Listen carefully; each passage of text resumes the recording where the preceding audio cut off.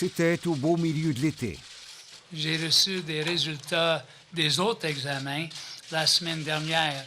Ces examens ont démontré que je souffre d'un nouveau cancer. Pour traiter cette nouvelle maladie, je devrais suivre de nouveaux traitements. La voix et le regard disaient tout. Du jour au lendemain, un conseiller municipal devient chef de parti fédéral. Réduit à un rôle marginal pendant une décennie, le NPD se donne une nouvelle voix. Vous méritez mieux d'un monde politique. Jack Layton succède à Alexa McDonough et déjoue toutes les prédictions en étant choisi dès le premier tour. Nice to meet you. Le nouveau chef réussit à se démarquer en attirant une toute nouvelle clientèle. Et son style n'a rien de traditionnel. Il augmente la visibilité du parti, mais certains, à mots couverts, disent craindre un fiasco à la Stockwell Day. 2 ans plus tard, Jack Layton attire tous les projecteurs en offrant de maintenir à flot le gouvernement minoritaire de Paul Martin en échange d'un budget profondément modifié.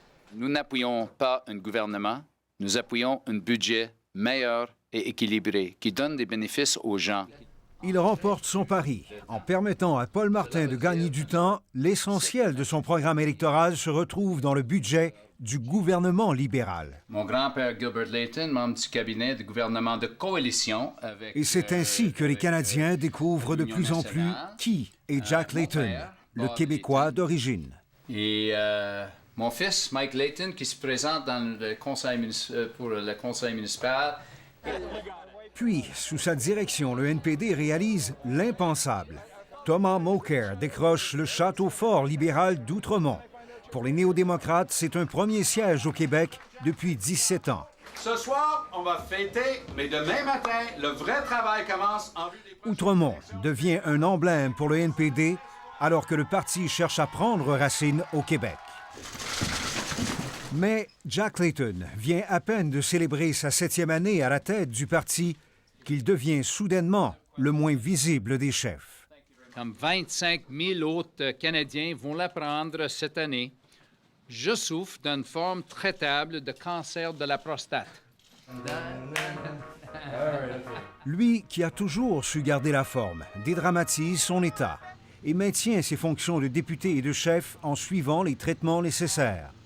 Plus d'1 heure d'entraînement par jour, des soins à l'hôpital et une vie politique à Ottawa n'offrent aucun répit à Jack Layton, qui tient à garder secret les détails de ses traitements. Mais plus les mois passent, plus il est obligé de clarifier son état de santé. Well, I work with my doctors on an ongoing basis. Je déclare la motion adoptée.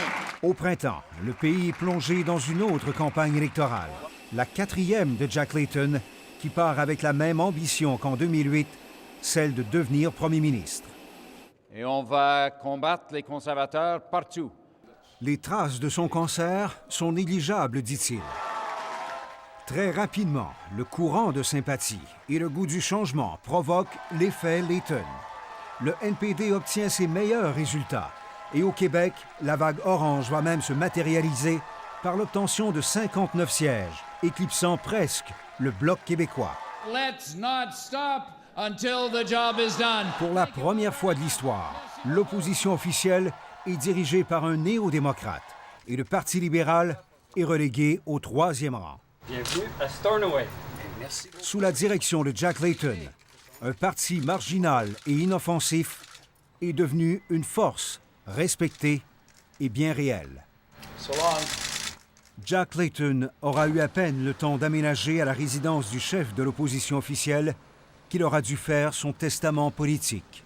S'il y a une seule chose que j'ai tenté d'amener en politique fédérale, c'est cette idée que l'espoir et l'optimisme devraient être au cœur de notre engagement. Ce jour-là, le bon Jack était à court de mots. Merci et à la prochaine. Les Canadiens le sont toujours. Marc Godbout, Radio-Canada, Ottawa. Monsieur le Président.